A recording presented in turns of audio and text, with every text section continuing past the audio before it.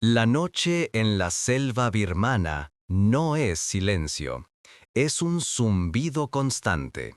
Insectos, lluvia filtrándose entre las hojas, el crujido de botas empapadas sobre barro que se hunde.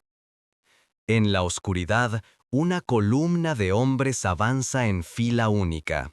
Algunos cojean, otros ocultan la tos para no delatarse. Llevan explosivos, radios envueltos en lona, estacas para contar pasos en la noche. Frente a ellos, invisible tras la cortina de árboles, late el objetivo. Una vía férrea japonesa.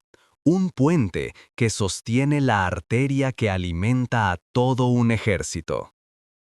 Es uno de los muchos grupos de incursión de los Chindits. Han caminado semanas para llegar ahí. Están enfermos, hambrientos, agotados, y a pocos minutos de volar una de las líneas vitales del imperio japonés en Birmania. La pregunta que atraviesa toda esta historia es tan simple como brutal. ¿Cuánto vale una vía férrea si para dañarla tienes que destruir a tus propios hombres? Para entender a los Chindits, hay que retroceder a 1942. El imperio japonés ha arrasado el sudeste asiático. Birmania ha caído. Rangún está en manos niponas. La carretera hacia China está cortada. Para Londres y Nueva Delhi, los mapas muestran una realidad humillante. El ejército británico, derrotado y expulsado, se repliega hacia India. En ese contexto, aparece una figura que parece salida de otra época, el general Orde Charles Wingate. Religioso, obsesivo, impredecible, pero con una idea fija. Si no puedes enfrentarte al enemigo de frente, debes entrar en sus entrañas. Wingate propone algo que desafía la lógica militar clásica. Unas fuerzas de penetración profunda, pequeñas pero entrenadas, que se infiltren cientos de kilómetros tras las líneas japonesas. Su tarea, cortar vías, sabotear puentes, destruir depósitos, obligar al enemigo a dividirse y a mirar hacia atrás con miedo. Los indios llaman chinte a los leones míticos que custodian las pagodas. De ahí saldrá el nombre popular de estas fuerzas, Chindits.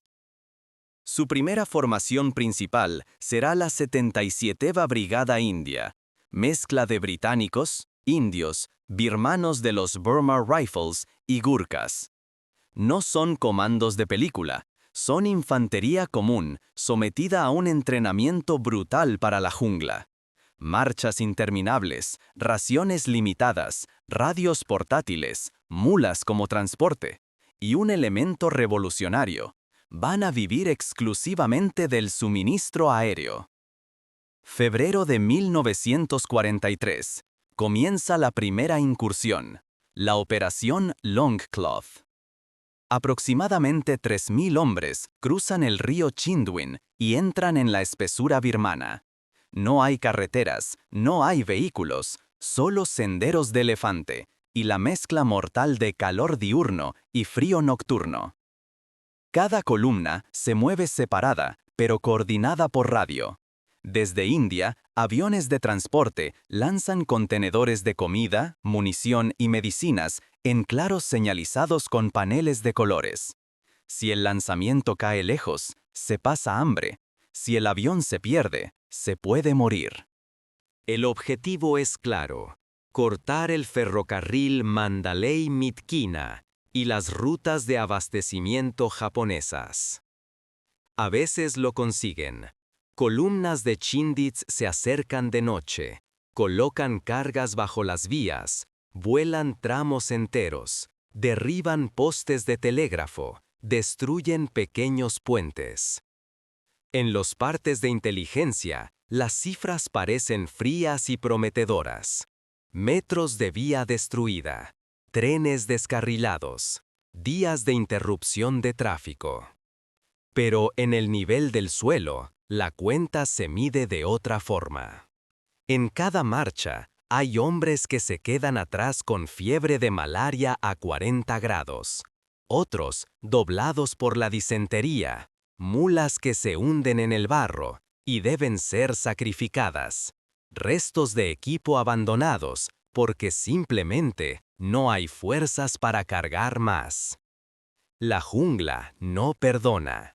Las botas se pudren. La piel se abre en llagas. Los parásitos se pegan a cada centímetro de piel húmeda. Los japoneses no siempre están a la vista, pero su presencia es constante. Patrullas, emboscadas, persecuciones. Cuando Wingate ordena la retirada hacia India, no hay un camino claro de vuelta. Los Chindits deben dispersarse en pequeños grupos, cruzar ríos en crecida, esquivar poblaciones ocupadas, encontrar puntos de rescate aéreo. De los más de 3.000 hombres que iniciaron Longcloth, varios centenares mueren o desaparecen. Cientos quedan prisioneros. Y de los que regresan, muchos están tan debilitados que no volverán a servir en combate. La operación se convierte en símbolo de audacia, pero también en ejemplo de coste humano desproporcionado. Su eficacia real, medida en daño logístico al enemigo frente al precio pagado, sigue siendo un tema disputado entre los historiadores. Y sin embargo, en Londres y Washington, la palabra Chindits se convierte en un mito útil. Demuestra que el Imperio Británico puede golpear, que no todo es retirada y derrota en la jungla. Churchill, fascinado por las fuerzas especiales, apoya a Wingate. Lo envía incluso a conferencias de alto nivel para exponer sus ideas ante los mandos aliados. En 1944, se decide repetir y ampliar la experiencia. Esta vez, en una escala mucho mayor. Nace la Operación Thursday. Marzo de 1944. De noche, en el cielo sobre el norte de Birmania, se escucha otro sonido extraño, el de decenas de planeadores y aviones de transporte C-47 avanzando en formación cerrada, sin luces. En sus tripas viajan miles de Chindits de una fuerza ampliada, llamada ahora Special Force. El plan es aún más audaz. No solo penetrar a pie, crear fortines atrás, campos aéreos completos dentro del territorio enemigo, pequeños bastiones en medio de la jungla, desde los cuales hostigar sin descanso al ejército japonés.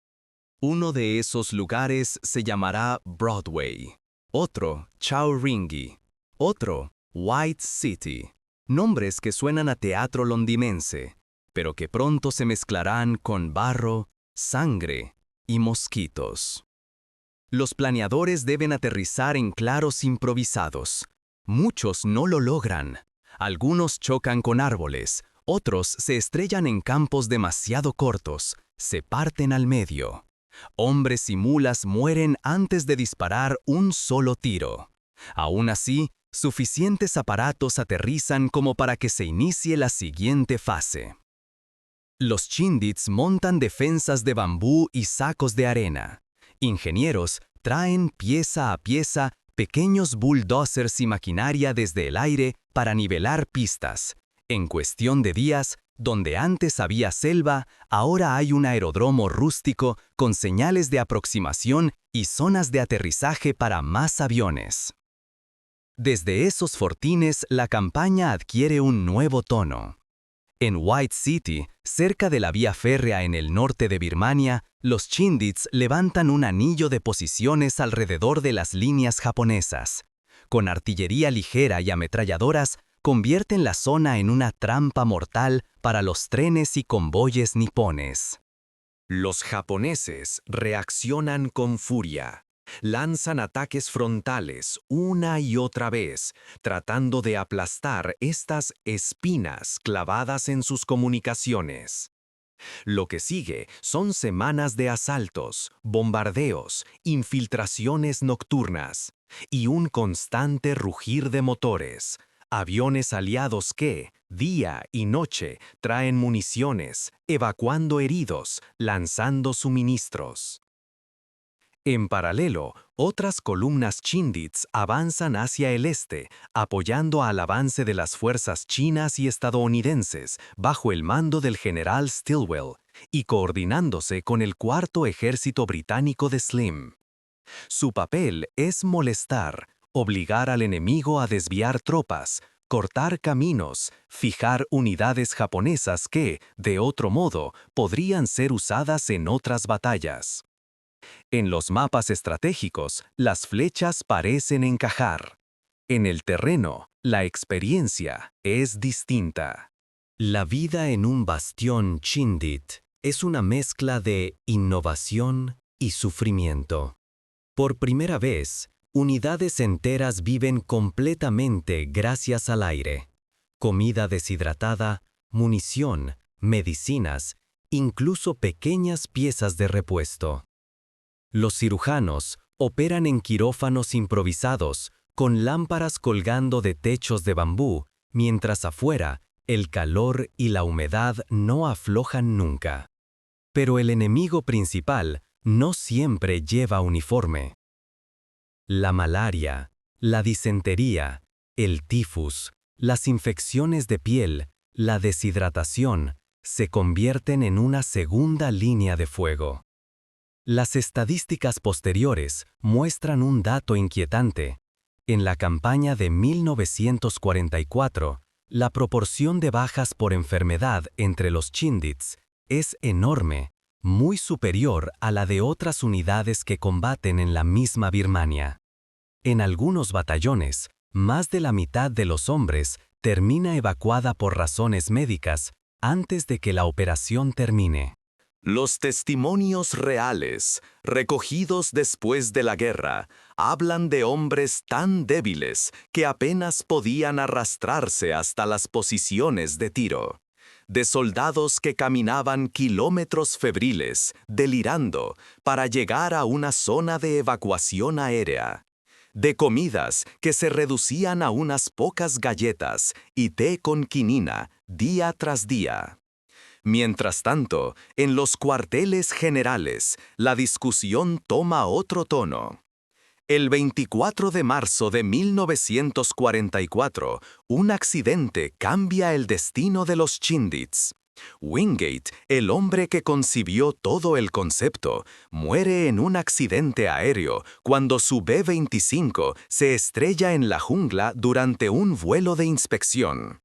El mando de Special Force recae en el general Joe Lenton. Él tiene que decidir cómo emplear y cómo salvar a unas fuerzas que ya están al límite.